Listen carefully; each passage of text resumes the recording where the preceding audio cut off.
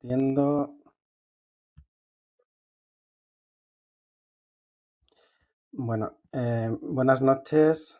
Soy Juan Navarro de la Unidad de Neumología Pediátrica del Germans Trias y Pujol. Y esta tarde vamos a hablar de ecobroncoscopia de EBUS en edad pediátrica, una opción en el abordaje diagnóstico mediastínico.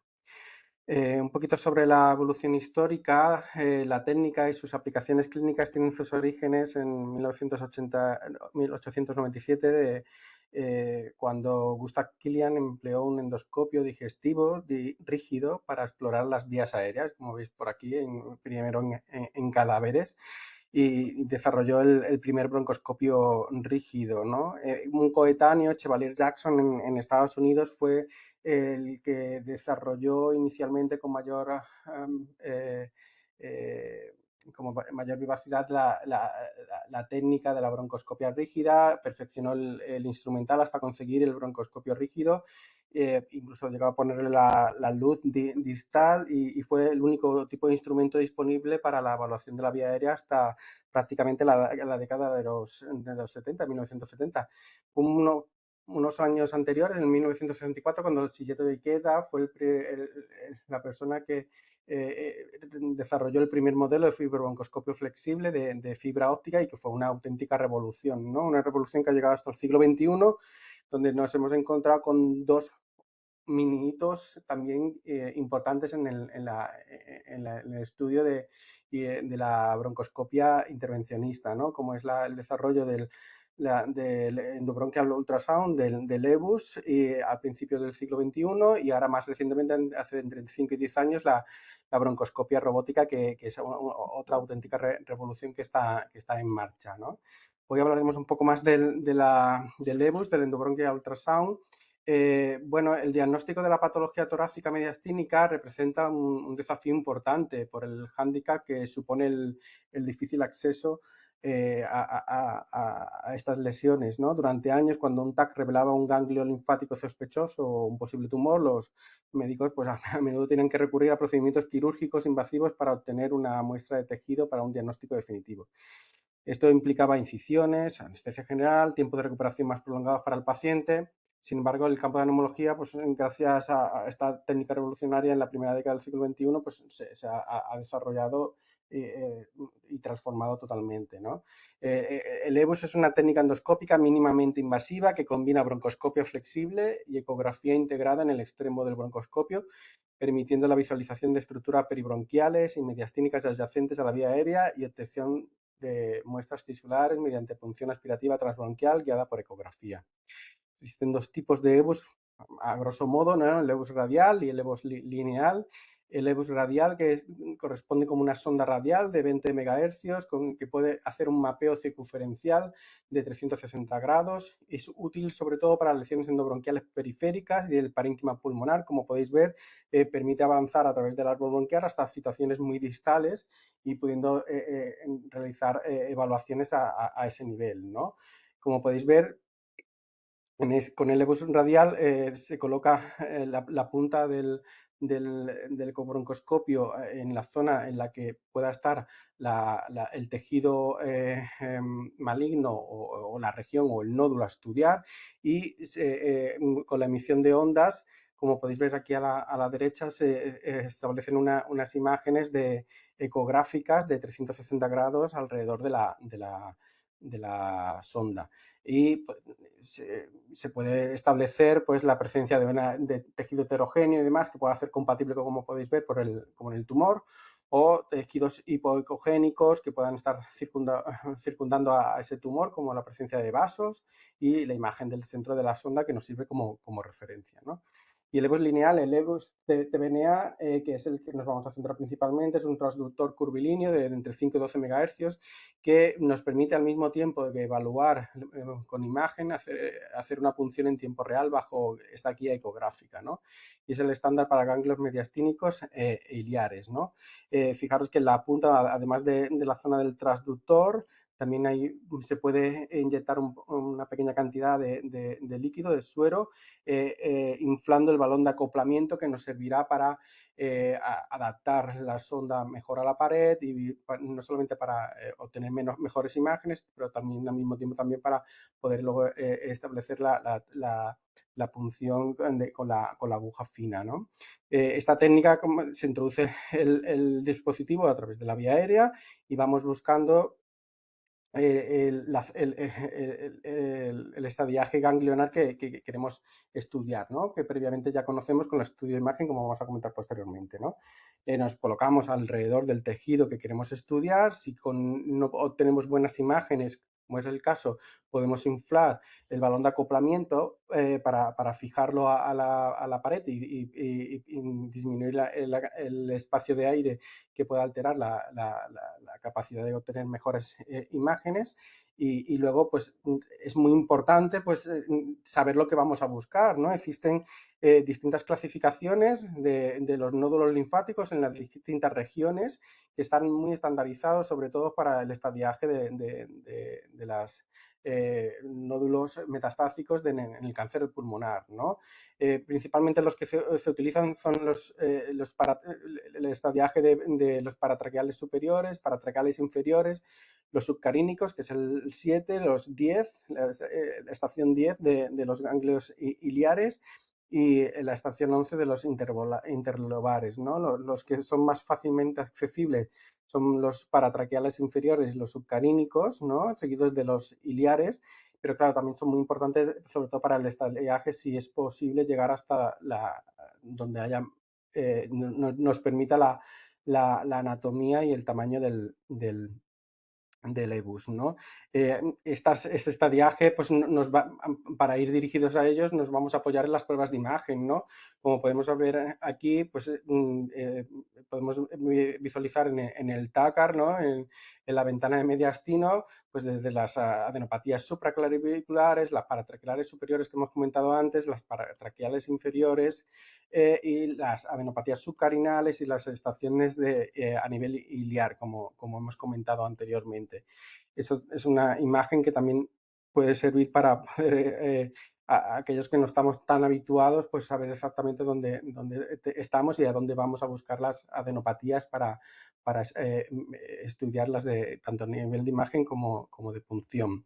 Pero no solamente con el TACAR, que nos vamos a ayudar, sino que, por ejemplo, sobre todo en adultos, se ayudan para ir a buscar y obtener una mayor rentabilidad en el diagnóstico y en el estudio de las adenopatías, de realizar un PET scan previo, ¿no? Porque estas adenopatías que tienen una gran captación, tienen un aumento del metabolismo, tienen una mayor probabilidad de tener un componente maligno y por lo tanto, se va un poco más dirigido frente a ellas para recoger las muestras para este estudio, ¿no? Como podemos ver aquí, con las zonas a nivel subcarinal y paratraqueal derecha.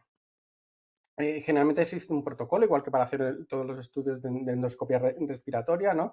Desde una preparación con el ayuno, una monitorización, una sedación, generalmente analgesia profunda o anestesia general, según la edad y la tolerancia, o con mascarilla laringia o intubación, con la introducción del broncoscopio. Recordar que generalmente tiene un canal de trabajo de 2.2, que es muy importante también para poder establecer la aguja que vamos a introducir de 22 o 21 gigas bajo la visión siempre Doppler, ¿no? Una vez que se hace la punción, se le suele hacer unos 10-15 pases por estación, o bien con aspiración suave o sin aspiración, y estas muestras son evaluadas inmediatamente con un técnico de laboratorio, con el anatomopatólogo, que muchas veces está en el mismo lugar del procedimiento, para realizar un ROS, una evaluación rápida in situ, si está disponible, ver una citología y coger las biopsias o bloques en Apgar, ¿no? Al mismo tiempo, estas muestras también pueden ser para cultivos, para tuberculosis, otros tipos de infecciones, y en general en el mundo del adulto suelen ser bastante bien tolerados, con las extracciones suele ser, si es cuidadosa y adecuada y no tiene ninguna incidencia durante la misma. Se suele hacer una broncoscopia de revisión al final y se hace una vigilancia post-procedimiento de unas 2 horas. Habitualmente, en años atrás, se hacía generalmente una radiografía siempre de control. En nuestro centro ya no se hace esta radiografía de control, salvo que hayan sido numerosas punciones que haya necesitado más de lo habitual por dificultad de la extracción. No se suele realizar, al igual que tampoco se suele poner, aunque se hayan hecho estas funciones, antibioterapia profiláctica de rutina. Y la alta suele ser en el mismo día, en la mayoría de los casos, como hemos dicho, 2 o 3 horas después del procedimiento, ¿no? Aquí os voy a poner un pequeño vídeo de la Sociedad Americana de Tórax, en el que, bueno, como veis, una de las cosas importantes es que el, el EBUS tiene sobre todo el forma curva, que es el que estamos hablando predominantemente, tiene una limitación en la movilización de unos 30 grados, ¿no? Entonces esto también nos indica que a la hora de la entrada y la evaluación de la vía aérea, pues no va a ser tan fácil como la de un broncoscopio habitual. Es que la entrada tiene unas características que vienen delimitadas posicionadas por el tema de la limitación de la movilidad. Una vez que entras, como ves, colocas y puedes hinchar el balón de acoplamiento para obtener una mejor imagen. Aquí vemos cómo se ve la adenopatía. Una vez que la tienes localizada la adenopatía, introduces la aguja de aspiración, fijas inicialmente, introduces la aguja posteriormente para que sobresalga un poco sobre la punta del ecobroncoscopio, vuelves a fijar y luego pones una limitación de la profundidad de la aguja para intentar pinchar por seguridad. Aquí no lo pone, pero generalmente se suele también poner el Doppler para asegurarte de que no haya vasos subyacentes o para evitar una punción de riesgo o limitarla en la medida de lo posible. Y una vez que esto, ves la manera en la que se introduce la aguja en la adenopatía, ¿no? Generalmente luego se suelen hacer unos 10-15 pases aproximadamente, como hemos dicho, para obtener la muestra.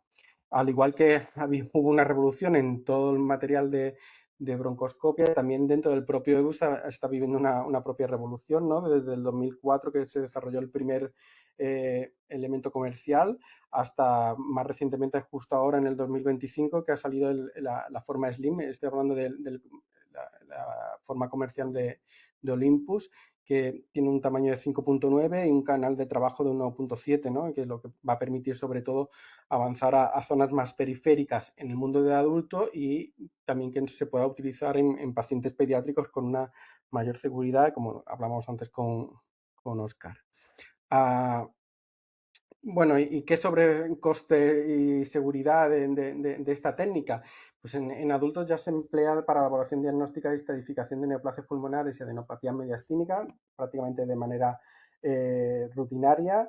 El EBUS es el método de estadificación de primera línea preferido debido a su enfoque mínimamente invasivo, su alta precisión diagnóstica y su menor coste, y también porque por la disponibilidad de quirófanos muchas veces se obtiene mucho más facilidad y más rapidez de realización que en un diagnóstico precoz de este tipo de patología, como son el cáncer de pulmón, pues tienen una importancia vital, ¿no? Bueno, el, el EBUS se utiliza sobre todo para el diagnóstico de estas adenopatías o masa mediastínica, pero no se limita al cáncer de pulmón, también tiene una importancia en el estudio de la patología autoinmune, como la sarcoidosis, también en procesos infecciosos, como la tuberculosis predominantemente, pero también en infecciones fúngicas, como veremos posteriormente, y también en las masas mediastínicas de procesos linfoproliferativos, como pueden ser el linfoma, ¿no? ¿Y qué sobre el EBUS y su uso en pacientes pediátricos? Pues bueno, prácticamente las publicaciones son súper escasas, las series son súper aisladas desde que se empezaron a registrar casos pediátricos en donde se habían utilizado el EBUS, y son series, como comento, muy pequeñas, con edad mínima muy variable en cada una de ellas.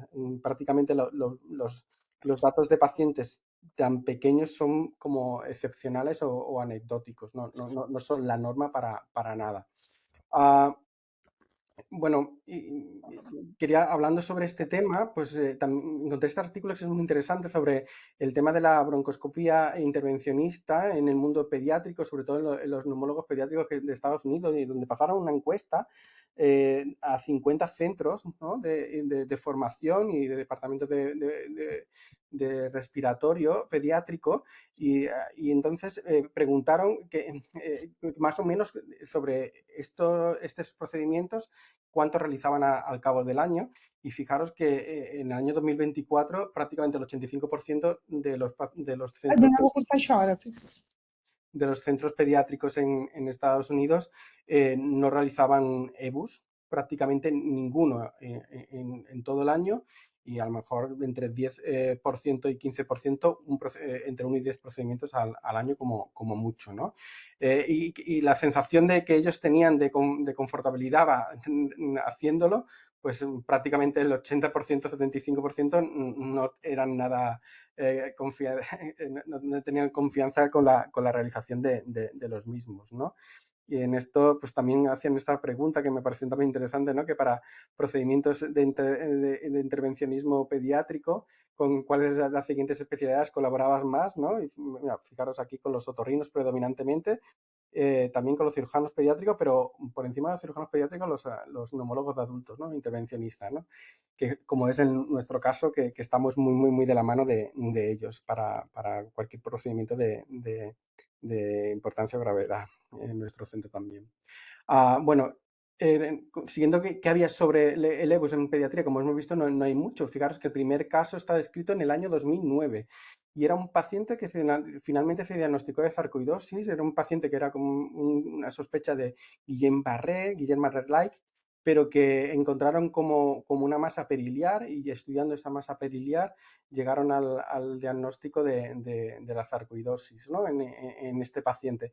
Es muy importante, como digo, porque en pacientes pediátricos prácticamente no hay lugar para el estudio de masas pulmonares en el estadiaje de cáncer del pulmón, pero sí, por ejemplo, en este tipo de patología como la sarcoidosis puede tener un lugar. Tanto es así que incluso en los protocolos de algoritmo diagnóstico de la sarcoidosis, como veis, en pacientes ya por encima de 5 años, adolescentes, jóvenes adultos, con una clínica con afectación pulmonar, además de hacer una broncoscopia para ver pues, los cocientes en citología CD4, CD8, pues también recomiendan ya, y lo ponen en el algoritmo diagnóstico, si es posible realizar un EBUS para intentar coger muestra que podamos diagnosticar FETEM de sarcoidosis, ¿no? Hay que tenerlo en cuenta de que si tenemos un paciente con esta fecha y puede tener alguna afectación pulmonar, intentar buscar adenopatías y sobre todo para poder filiar bien la propia patología, ¿no? ¿Y qué tal en pacientes pediátricos en los aspectos infecciosos, ¿no? Pues la tuberculosis juega un papel muy interesante.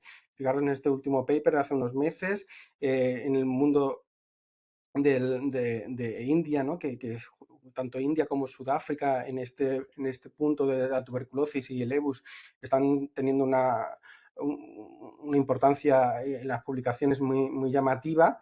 Tienen una serie súper alta de 50 pacientes a los que le hicieron EBUS, de los cuales en 26 lograron un diagnóstico de tuberculosis mediastínica, tiene una edad media de realización de 11 años. Generalmente empezaron todos con fiebre como principal sintomatología, solo 7 tenían afectación concomitante a nivel pulmonar, y en los 50 pacientes que se sometieron al procedimiento no tuvieron complicaciones mayores en el mismo, ¿no? Y fijaros, ¿no? En todos utilizaron el mismo dispositivo con un diámetro externo de 6,9 y bueno, pues es una demostración de que en este tipo de patología puede tener lugar. Fijaros que ya unos años antes en el St. Mary Hospital de Londres, ya en pacientes con sospecha de tuberculosis, sometieron a 10 pacientes con entre 11 años y 15 años de edad a realización de un EBUS, y de los cuales en 10 de estos 10, en 9 llegaron a confirmar la presencia de Mycobacterium en tuberculosis a nivel microbiológico. De los 10, en 6 demostraron la presencia de granulomas.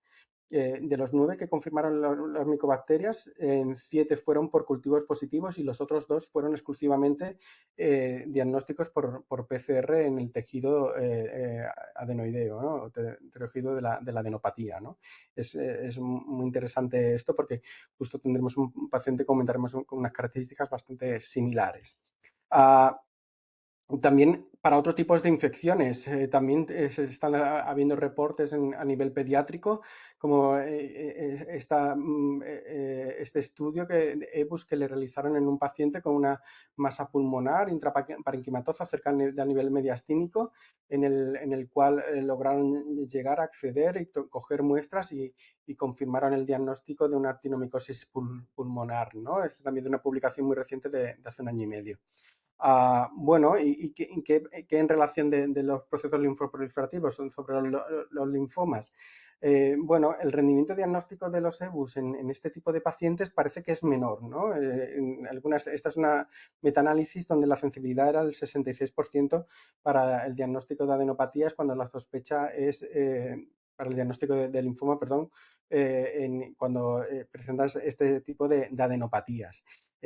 Y aquí quiero hacer un impasse porque para hablar un poco de la crioterapia, bueno, que en este artículo súper interesante en el que participaron para gente de España, ¿no? De tanto de, creo que eran de Valle, también de la FE, donde hablaban sobre la crioterapia en pediatría, ¿no? Y sus distintas utilizaciones, ¿no? Para realizar criobiopsias, para intentar liberar la obstrucción de la vía aérea en granulomas o tumores endobronquiales, incluso también para la retirada de cuerpos extraños mediante la utilización de la crioterapia en el propio cuerpo extraño.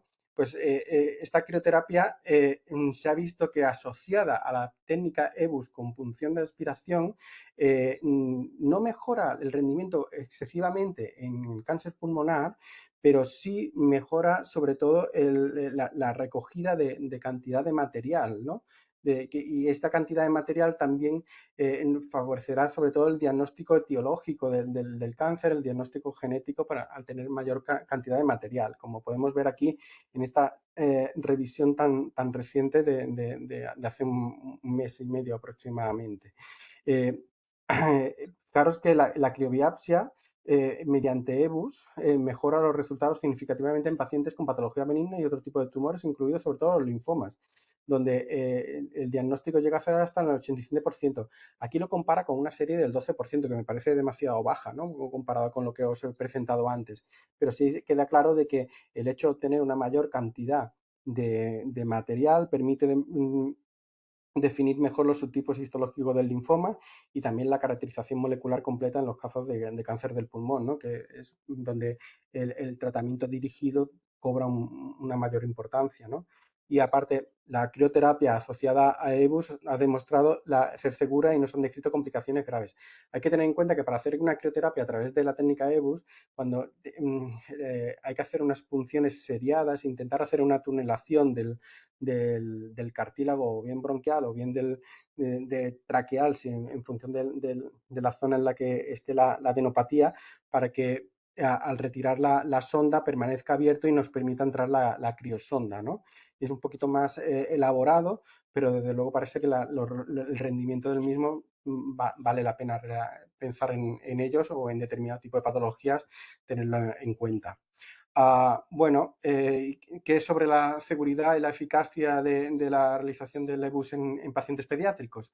Pues mira, prácticamente en el 98, según este metaanálisis, se logra una adecuada muestra de recogida de muestra en el 98% de los casos, llegando a ser diagnóstica en el 61% de los casos.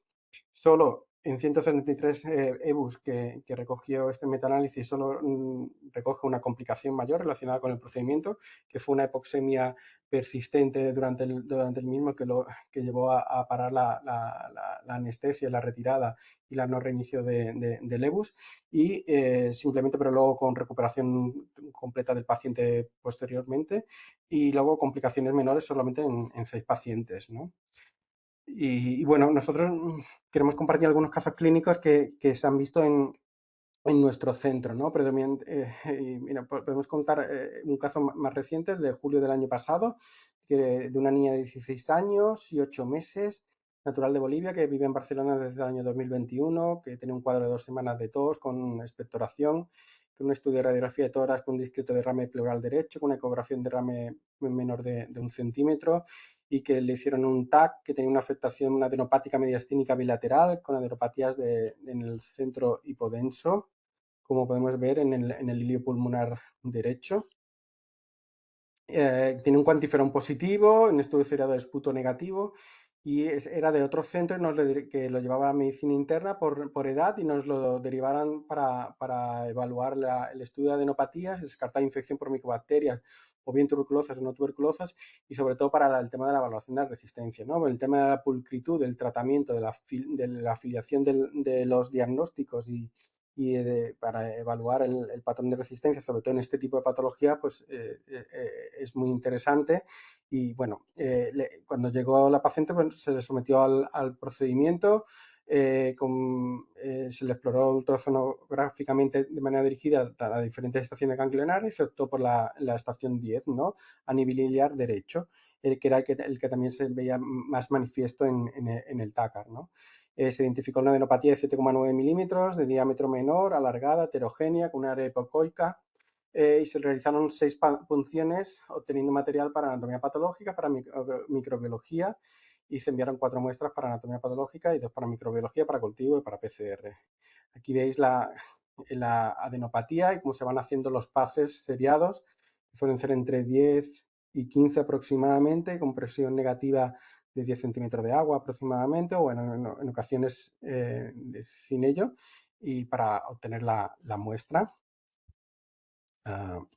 Bueno, en el paciente, pues los cultivos bacteriológicos fueron negativos, tanto de bacteriológico como de micobacterias, y la anatomía patológica sí teníamos una adenitis necrosante, que podría ser compatible con como una infección por micobacterias, pero el Nielsen fue negativo.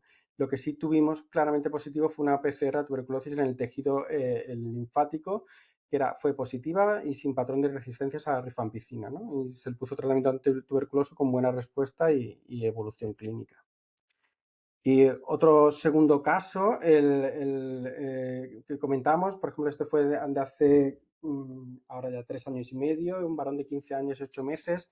Era un paciente que había tenido un accidente, que tenía una lesión medular completa a nivel de C5, que había estado con una traqueostomía percutánea, que, bueno, que ya había hecho el winning progresivo, que se había podido extubar, incluso había cerrado ya la cánula y estaba ya sin soporte y simplemente con soporte de rehabilitación a nivel y fisioterapia respiratoria.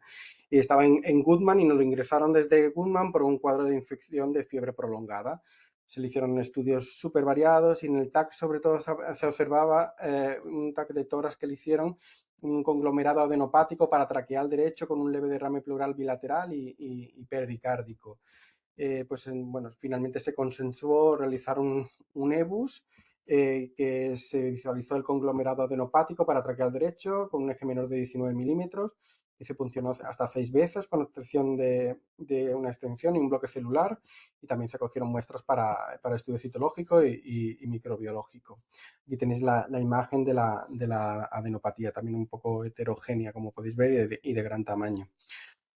Bueno, pues el AP pues, no mostró signos de atipia en el EBUS que se le realizó, y bueno, como continuaba con la clínica, prácticamente en paralelo se le hizo eh, una nueva mediastinoscopia para biopsiar una nueva lesión a este nivel, que tampoco tuvo anomalías fenotípicas aparentes determinantes, ¿no? La evolución no fue buena, persistía la clínica, se realizó estudios de médula ósea que fueron normales. Posteriormente se le repitió un nuevo PET-TAC que seguía teniendo muchos signos de afectación nodal supradiafragmática, compatible con un proceso linfoproliferativo, sin signo de afectación a distancia, y finalmente en octubre se le hizo de manera guiada con marcador radioisótopo, se le realizó la escéresis de una adenopatía de unos 2 centímetros subpectoral derecha, ¿no? Y que finalmente fue diagnóstica de un linfoma de Hodgkin. En este caso, muestro este caso que se le realizó un EBUS y que no fue fructífero. Pues bueno, como crítica, dos cosas. Primero, una en positivo, que cuando se hizo la muestra en el ganglio, se tomaron la muestra del EBUS, también otra en paralelo por mediastinoscopia, las dos fueron negativas. Eso tranquiliza de que la técnica no se hizo mal, pero a posteriori, teniendo en cuenta esto que comentaba antes de la criobiopsia, quizás hubiera sido un niño donde haber cogido un mejor material o una mayor cantidad de material hubiera sido más importante también para establecer el diagnóstico, ¿no? Como parte crítica del caso.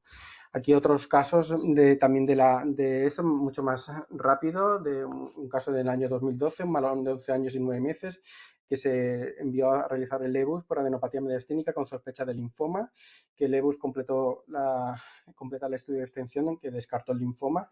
El diagnóstico final del paciente fue una enfermedad de Castleman. Y otro así también rápido, uno que se hizo no en nuestro centro, este se hizo en Mataró y nos le derivaron por no buena evolución clínica y no estar terminado de filiar.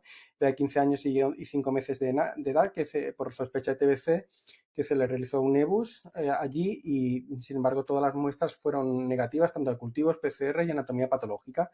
Y inclusive en todas las que se hicieron en nuestro centro posteriormente, en paralelo, fueron negativas, salvo una PAF paravertebral, de un absceso paravertebral que hizo, que bueno, fue finalmente cultivo positivo a Mycobacterium tuberculosis, ¿no? En este caso también un EBUS donde no tuvimos rendimiento, ¿no? Y bueno, y para ir terminando, simplemente comentar que estos todos son EBUS con el dispositivo encurvado, como he estado comentando, pero que ahora recientemente hay una publicación interesante también, ¿no?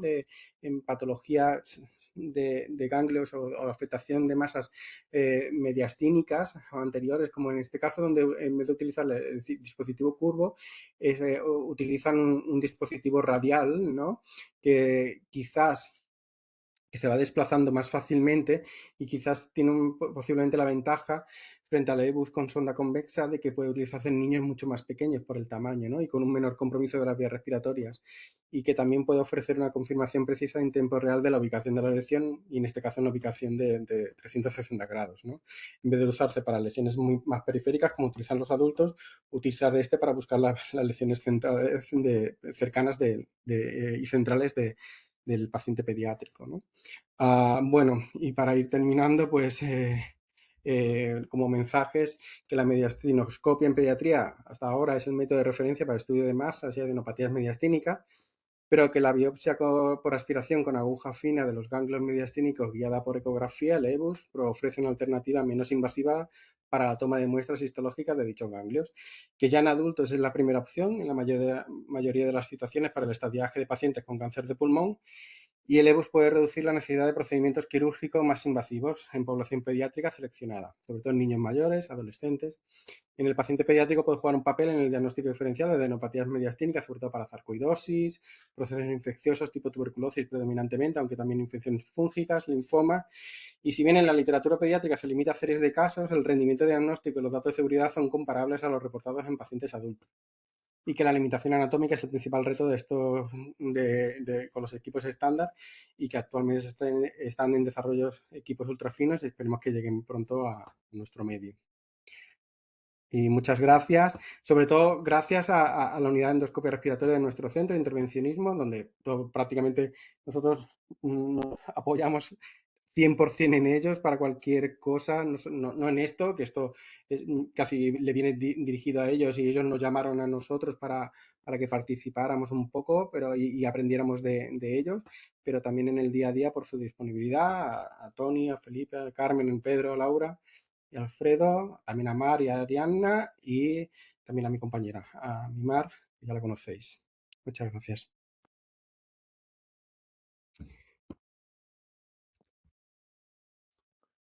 Bueno, muy chulo, Juan.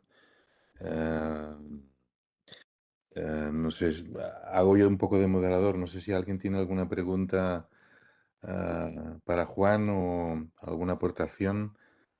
Em, Jo volia preguntar, perquè nosaltres tenim Pentax a l'hospital, si saps quin diàmetre mínim tenen, perquè has parlat d'Olympus, no sé si de Pentax saps.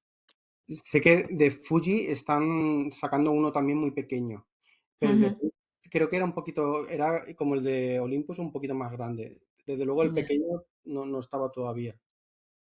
Mm. molt Pero es de bé. Fuji, que está teniendo justo hace unos meses, Ahà. habían sacado también uno de tamaño muy pequeño. Y Mhm. bueno, al final hablo de Olympus porque claro, las columnas son de Olympus y esto es Ya, más ya, ya. difícil que comprarlo todo lo demás, pero sí que está empujando un poco en ese aspecto. Molt bé. Bueno, i felicitats per la presentació, que ha estat molt bé, molt interessant, la veritat. També m'ha cridat l'atenció que a les sèries que posaves deien de nens de 3-4 anys, m'ha semblat. Sí, son gente súper valiente. Sí, sí, hay un pool de gente, los sudafricanos y los indios también, que son súper valientes, aunque hay algunos, por ejemplo, la primera fue un estudio de un equipo de Australia, de Melbourne, y también hay algunos aquí en Europa, en Zurich también, que también hacen algunas técnicas de este tipo. Pero bueno, son supongo que situaciones excepcionales bueno, que se arriesgan. También justo hablábamos antes con Oscar, ¿no? De que el tamaño de la tráquea son 6 milímetros en un niño de un año, ¿no? Entonces 6 milímetros es lo que tiene, o tiene prácticamente un EBUS. O sea que para un niño de un año me parece súper arriesgado, y asegurar la ventilación es muy difícil. Tienen que tener tienen anestesistas mucho más valientes que los nuestros. Bueno, nosotros, como digo, son casos excepcionales y que simplemente por estar un poco ligado, últimamente estamos más ligados al equipo de los 2 últimos años de neumología de adultos, pues hemos cogido un poco bueno, aspiramos a tener un pelín de training en técnicas, y ellos, como tienen una N que les abruma, pues Clar. tanto les abruma que te pueden dejar hacer alguna cosa, y vamos cogiendo un poco más de mano con patología que no es puramente pediátrica. Molt bé. Sí, yo también te quería comentar algo al respecto y hacerte un par de preguntas. Una es que realmente por la baja frecuencia de problemas que tenemos en pediatría subsidiarios de hacer el EBUS, quizá va a ser una técnica, igual que otras técnicas invasivas de fibrobroncoscopia, que si no tienes un volumen suficiente, coger la curva de capacitación en realizar la técnica es complicado, que probablemente estas sean técnicas que tengamos que continuar haciendo con los adultos, con colaboración con ellos, como hacéis vosotros, porque si no individualmente es muy difícil que un pediatra coja la capacitación de hacerlo porque no hay suficientes pacientes, ¿no? Otra cosa es que vayan mejorando los fibros y que cada vez sean más finos y que lo puedas hacer como una fibro normal con un 2.8 o un 3.5, que entonces tener esa herramienta extra pues puede ser de utilidad. En este sentido, te quería preguntar sobre la sonda del EBUS radial. ¿Qué canal de trabajo mínimo acepta? Porque eso te permitiría hacerlo con un fibrobroncoscopio normal, solo con la sonda del EBUS radial, entendido yo, como lo Sí, explicabas, ¿no? a veces tiene de 1.7, ¿sabes? Lo que pasa que la sonda radial del EBUS, ¿vale? Yo, son muy valientes, porque al final los que lo están haciendo, porque yo veo de hacerla, y he participado en hacer las eh, perdón, Con el la, EBUS, con hacer un sonda EBUS convexa. radial, y al final, si es verdad que en ese momento ves, intuyes lo que hay al lado, pero hacer la punción no la controlas muchas veces el punto de sangrado. A veces incluso para hacer un radial de este tema es mucho más complejo en el punto de vista pediátrico, porque al no ver la punta, porque puedes estar en una zona muy distal, no ves la punta. Incluso a veces hemos preparado con un radial con un balón más atrás, 1 centímetro más atrás, por si hacen un sangrado Ya, llamativo, intentar bloquear y seleccionar y parar el sangrado en esa zona. Entonces, yo en paciente pediátrico me costaría y tendría un poco más de miedo para poder hacerlo, ya, porque es verdad que visualizas lo que vas a pinchar, pero en el momento que haces la punción no estás viendo el punto de sangrado ya. y demás. Entonces es más difícil. Vas buscándolo pero es más difícil. Y esto solamente hay publicado un report, que es es muy reciente. Sí, ya lo he visto, ya lo he visto. Y otra cosa, en el caso uno, Ujú. que el EBUS en realidad no os lo diagnosticó por la biopsia, sino, bueno, sí por la biopsia, porque por la PCR en el tejido. ¿Habíais hecho PCR en el cultivo de esputo o PCR en el VAL y había sido negativo previamente? Sí, eso es muy interesante Eso es En muy el raro, Val ¿eh? no, Juan, en el Val también. no. ¿Sí? ¿También? Sí. Ujú.